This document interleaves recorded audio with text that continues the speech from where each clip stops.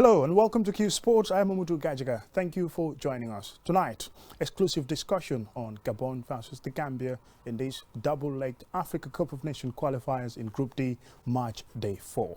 What is on the table for both teams and what are the latest developments? Well, on the side of the Gambia, huge blow, huge setback for the Scorpions as they're missing key players for the game, citing various reasons. Joining me in the studio to do that exclusive discussion is former national team coach, Honorable Alhaji Silla. Welcome to the show. Thank you very much. Ahmed Cham has been a regular on this program, Q Sports, and everything is on the table. Gambia on top, joint top with Gabon because of a better goal difference. That's why the Gambia is on top in Group D, and Gabon second, DR Congo third, and fourth is Angola, rock bottom. And this is going to be March Day 4. Going into the game, the latest development is that some Gambian players, Hassan Cisse, Modu Barrow, and Lamin Jallo, you talk about all the other players that are missing in the team. As coach, as former coach, when a situation like this happens before a big game, what would come into the mind of the coach? Thank you very much, Modu. You asked a very important question. Now, the scenarios could be different. Now, here we are leading a group. It could have been the opposite, where we are at the bottom of the group. Now, here we are leading the group, and going by the group, we were supposed to be the whipping boys of the group, or the underdogs. Now, we are leading the group, and we are going to March Day 4. Okay, what's going on in the mind of the coach? A lot of psychology will have to come into play here. We were supposed to be at the bottom, now we are leading. Now, what are we supposed to do? What he should be telling the players, or what is going on in his head, is that we are leading the group, and it's not by fluke. We did it by performance. So the psychology of the team, that is our strength now. Yes, there are notable absentees, but how do we go into this game? What approach should we take? Gabon is well placed. They've been there. All these teams have been at that level. So this is the biggest game we are preparing. Let's not forget that we've never had this position in history. And for many reasons too, probably we didn't have the type of quality of players that we have now. The resources made available now were not here. And many, many things that have changed over time. We are going into this game, and the coach should make sure that he tells these players that we are here, we are leading the group, we are in control, let's impose authority. Even though the nucleus of the team might be absent, but what is left there, they have a point to prove as not being the starting players. Yes, they are not the starting players, but also they have a huge challenge, because they have to make sure that they play and gain recognition, and probably that will put certain big players off. So, like for instance, it's an opportunity for the players. Exactly, big opportunity for them that are coming in for the first time. So they have a case to prove. You go there, you perform, you are outstanding, definitely it will be difficult to send you back on the bench. These things do happen. It happened to me, it happened to many coaches. Zone 290, we played 2 matches, we defeated Cape Verde, we defeated Mauritania, we already qualified.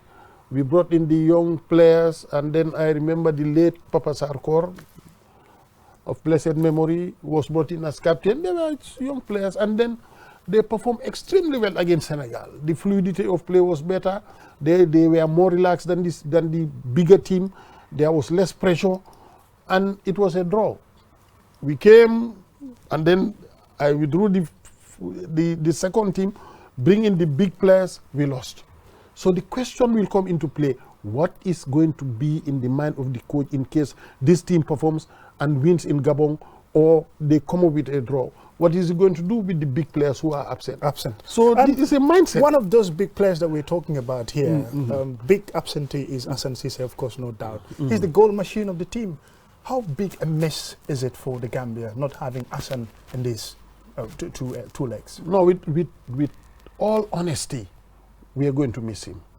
Because at some point, if you remember, he almost guarantees us a goal per match. So we're going to lose that. Now, we're going to lose that, and it could affect us. Now, but again, you look at those that are coming. You look at player like Steve Tarawale, brilliant top player, plays very well, plays all the time, but was not having the opportunity because of travel arrangements and other issues that we are coming up and there. So it is their opportunity now to step up. We'll miss Hassan, but we have people who should be able to, or who might be able to, or who must step up to fit in his shoes. It will be difficult, but it's possible. Cham, let me turn to you. Let's talk about this Gabon side that we are playing. This is no small country in African football, especially at this level. They've been to the Africa Cup of Nations 7 times in their history, and they have a player in their ranks, Pierre-Emerick Aubameyang. Of course, you would know a lot about him as an Arsenal supporter. So getting him to play against the Gambia, and we are missing some of our stars. What's the permutation here? Yeah, it's going to be very interesting because we are missing our stars and Gabon are coming with their stars. Yes. As per yesterday, all the players trained except 4 of their top players, that is Aubameyang and Ibrahim Dong and the others who play in the top leagues, in the top 5. These are the players who did not report to training yesterday, but apart from that, the whole squad turned up for training with the coach.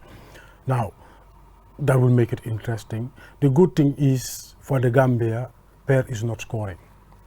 Since the league started, he scored only 4 goals in return and played a lot of games, did not score.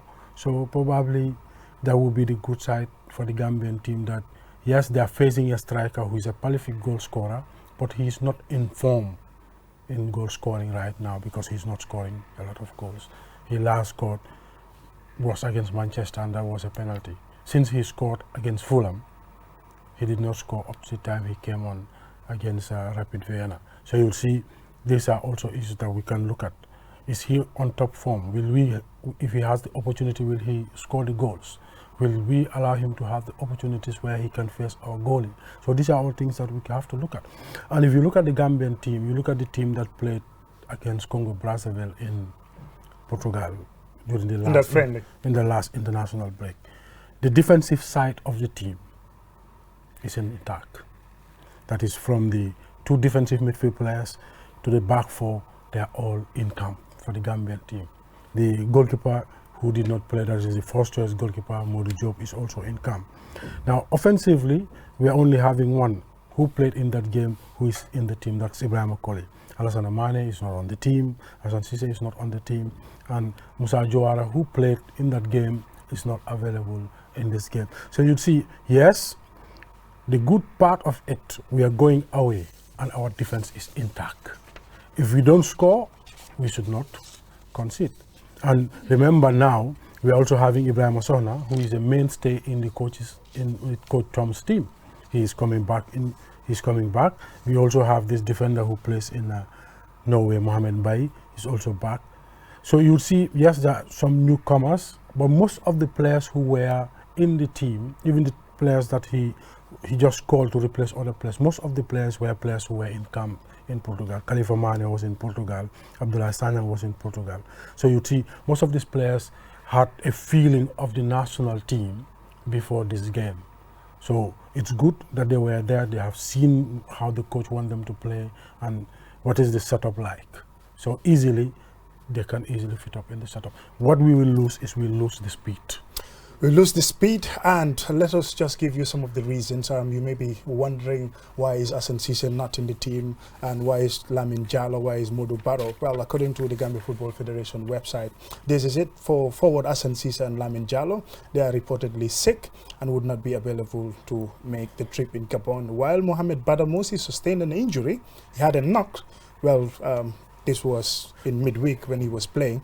And also Alassane Mane, Nuha Marong, and Suleiman Bojang, as well as Ibrahim Adabo of AS Roma, all are being denied by their clubs to be released, largely due to the new FIFA rules. And those FIFA rules, to add to that, is basically clubs have the right to keep on to their players if they feel they're at risk of contracting the COVID-19 if they go outside the team. Coach, they call it the new normal. The last time we were talking about it, COVID-19, way back. This match was supposed to be played, is it 8 months ago? In March this year. Yeah, and here we are in a situation where the players had to wait for a long period, and now we are going into the qualifiers with so many restrictions. Quite true. It's a difficult situation, but we should also understand that this pandemic is here to stay. So therefore, we should learn to live with it. Unfortunately, in this case, our players have been denied, while the Gabonese players are not denied. Why is that? We cannot tell. Coach Amacham touched on a very good point about Aubameyang. Yes, he is the top player, one of the best in the world, but we are not playing against Aubameyang. Yeah, an we are individual. playing against the national team of Gabon. Now, the other thing we have to look at, we are going. In view of the public and performance, maybe they are saying we are not taking the best players. But in the view of the coach, probably for him, he will be telling the players, I have not selected the best player, I have selected the best team. So it's a kind of something that is intertwined. So if the players believe that we are the best team, that will be fine. It's difficult, and even you could find out for the last 2-3 weeks, we have been working with coaches to train them in COVID-19 situation. Now, how do we train? It cannot be business as usual. Now we train with social distancing. Very strange. So coming back to the point, it's difficult, but we should just make sure we remain focused. One important thing that we have to be focused on is our transition period. Is switching from an offensive position to a defensive position. For example, we are attacking, we lose the ball. How short do we make sure that we regroup quickly? Or we are defending and then we intercept the ball. How quickly could we react to an offensive position? So if those transitional periods are minimized to the shortest possible time, we will definitely survive. Cham, when you go into an away match playing a side like Gabon, what do you do? Do you defend the 90 minutes and then you wait for a fluke and you get the opportunity and you score? You keep it at that? Or do you play, some would call it, organized attacking football? Yeah, every team have its strengths. You look at your strength as a team and look at the strengths and weaknesses of the opponent. Now use your strengths to make sure that you punish them on their weaknesses and try to neutralize their strengths. Now, Gambia is going there. Now we are missing our strikers who are very fast. Are we going to play counter-attack? Yes, we still have some speed, but the speed that we have, these are not our first choice players in the national team. Like we had Modou Barrow on one side, and you have Beck on the other, you have Hassan. That guarantees you that anytime you have the ball, you can play long and their speed to attack a team. Now we don't have the same first choice players, but Baboucarr Diop have proved that he is very fast and he can score goals.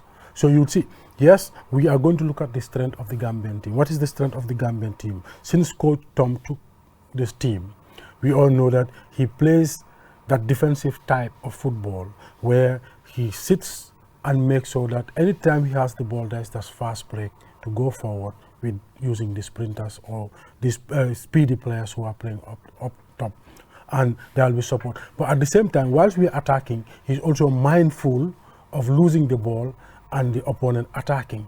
And you see that most of the time, one of our defensive midfield players sit in the middle of the park and does not go with the attack.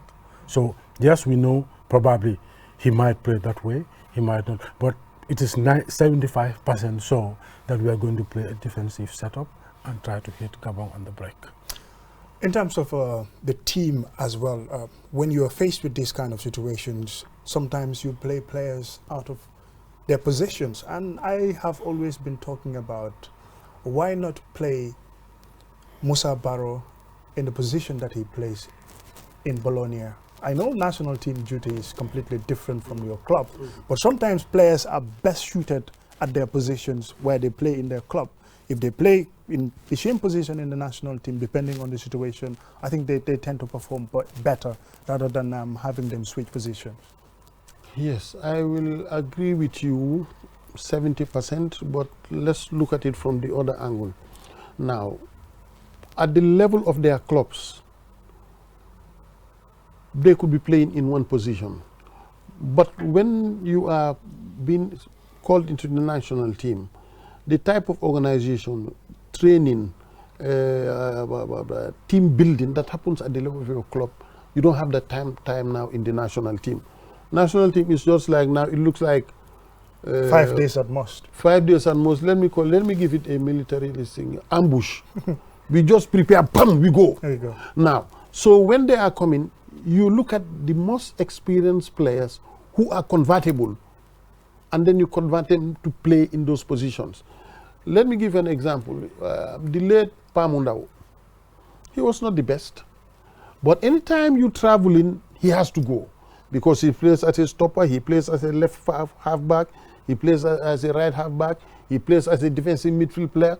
So you have these versatile players that when the national team travels, you go with them, because somebody else could sick and then you just convert them. Now, coming back to that, yes, they might be more suited. But again, if I feel that Musa Barrow is coming from Italy, Bologna, and this is where he plays, now he is coming to us, don't you think that you can give him more responsibility so that you can get the more from him, so that he can give you more than his best? Tell you, well, Musa, you play on the left side in Bologna. Now, you are going to play the position of a second striker. So at least you are now at ease to play with guys on the left, play guy on the right. When you play on the left flank, if you play towards the left, you are at the throw. So that's why the coaches at times, they look at the potential of the player and then they convert them during that situation so that they meet the demands of the team at that given time. Very interesting. Cham, it takes me to the other question. Translating club form to the national team. Well, African players and players of other continents as well have barrage of criticism all over the place that, oh, he plays for Manchester United, he scored 10 goals, 20 goals. Here he comes, he plays for the Gambia, he cannot even have a shot on target. And so players have that. So is it sometimes our situation? Is it the pressure? Is it also has to do with the pitch? Several pitches in Africa are completely terrible. Some of them are virtually unplayable. So there are a lot of factors. Yeah. It can be the pitch, it can be the team they play, that is the opponent, it can be your own team. Now the pitch, in the sense that the pitch, for example, where Hassan Cisse plays in Switzerland and the pitch at the Independence Stadium are totally different, right? The players he plays with in his club, they are used to each other. They have been playing together for a long time. They know when Hassan runs this way, he wants the ball on the right. When he runs on the left, he wants the balls on. So they know the player around him. Now, the other one can be the opponent. In Africa, most of the time, we make sure we put a lot of pressure on our opponents and try to close the channels. You know he's a good striker. If he does not receive the ball, he's not going to score. So you close the channels. Make sure that the ball does not go to him, because we sit and study all these players and take a decision on how we are going to play against them. Do we allow them to have supply, or do we stop them from getting the supply? Because if you don't get the supply as a striker, it's going to be very difficult for you to score a goal. So yes, the opponent can play a part. Your own team plays a part. Where you play also plays a part. So it's not fair sometimes to criticize our players that they play for their clubs and score goals. They also want to score goals for their countries. They want to be at the Africa Cup of Nations. Gambia is the only country who have not yet been to the Africa Cup of Nations in Zone 2, probably with Mauritania. All the other countries have been there. So Gambia want to be there. and the players want to make history. Yes, we'll criticize our supporters, but the fact of the matter is the players they play with, the ground they play on, and their opponents always determines how you play the game. Environment. Yeah. You have to look at the environment, you have to look at the psychology, you have to look at the weather condition. If it is too hot, probably I am coming from the snow, and then coming to Sweden, Africa to play in Scandinavia, coming to play in Africa during this time, and I am used to playing long balls. Now you give me a long ball, I run twice, I get tired because of the heat. So there are many factors that affect their tactical behavior. Very interesting. Finally, I think we can also look at what are some of the possibilities in this group. Gambia, Gabon, both on 4 points, 2 matches to play, 6 points up for grabs. Winner takes all. If you win these 2 matches and you get all the 6 points, it's Africa Cup of Nations. There is no doubt about that. Because it's either you finish on top of the group or you come second. Winner and runner-up in this group goes to the Africa Cup of Nations. So, what's the situation here? Gabon needs it. They're playing home. Yeah. Gambia needs it. This is our first time. This is, the best time, or the ever closest we are in these qualifiers. Quite true. We have everything to play for. If we can get 4 points from Gabon, it's over. It is over. Because Gabon will be struggling to beat these people at the back. Now, if we cannot get the 4 points, 3 points will sit or still at the top. So we have to make sure that we give it all that it's needed to deliver. Yes, it will be difficult, but what we came through is more difficult than now, because to play these games and then you are leading the group, what is left is not much. As the saying goes in Wolof, so sule buki bemde stankaya nga jek nga sul rek mu jeex. So therefore we have a very difficult task, but we should be able to handle it because we created the situation that is making it difficult for us. Because when you lead the group, everybody is measuring against you. So you created it. So therefore, keep doing what you did to bring you to this position. And we have to play. Let's play. It's a difficult game. Let's give it everything that we've got. We play well, and with a lot of determination, the game will be simple. We don't play well and not having the required confidence, the game will be difficult. So we have to choose among the two. We either play well, the game is easy, or we play poorly, the game becomes difficult. Cham, finally, do you have much expectations as far as this game is concerned, citing the situation that is on the ground with these missing players? You think the players that are in there can fill in their shoes very well? Yeah, they should be in a position to fill in their shoes, because the fact is there are no 2 players are the same. They're all different. They have different characteristics. They have different talents. They have different way to do the job.